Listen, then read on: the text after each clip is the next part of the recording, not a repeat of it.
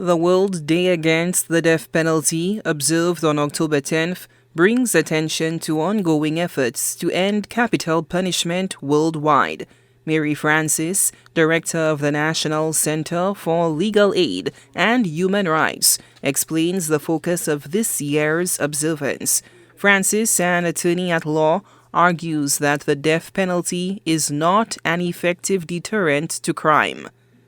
They want us to focus on the day is dedicated to challenge the misconception that the death penalty can make people and communities safer. And they say that is not a very good way to term or to judge security in a country by saying the death penalty will make communities and people safer.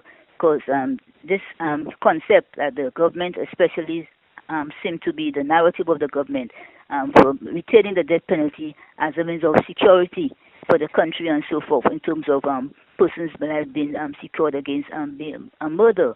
And this is a misunderstood concept because it does not work. What really works is to actually to invest in the communities, marginalized people, and so forth.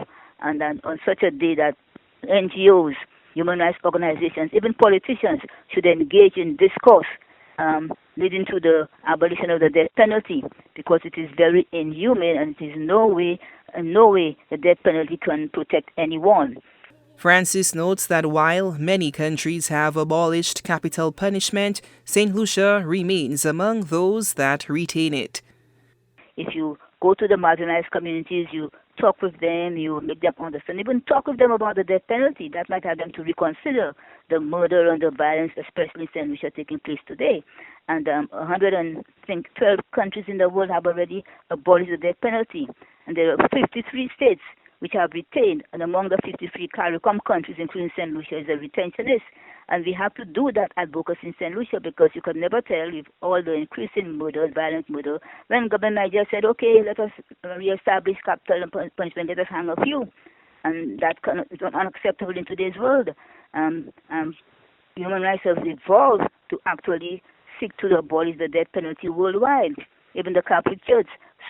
The advocate highlighted the need for community engagement and alternative approaches to reducing violent crime.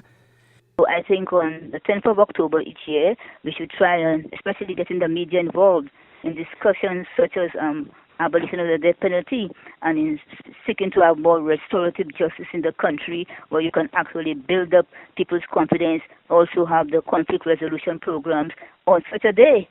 Use that day to go into the communities where you have increasing crime and violent crime, to speak to the people and so on, and get away from that notion in the minds of many St. Lucians that death penalty can prevent murder. It's not a deterrent at all, absolutely not. It is a tool used by the politicians and actually supporting the public belief that having the death penalty can actually solve murder. It doesn't work that way. As the global debate on capital punishment continues, advocates like Francis urge policymakers and the public to reconsider their stance on the death penalty and explore more effective methods of crime prevention and justice. Solasha Alfred, HTS News Force.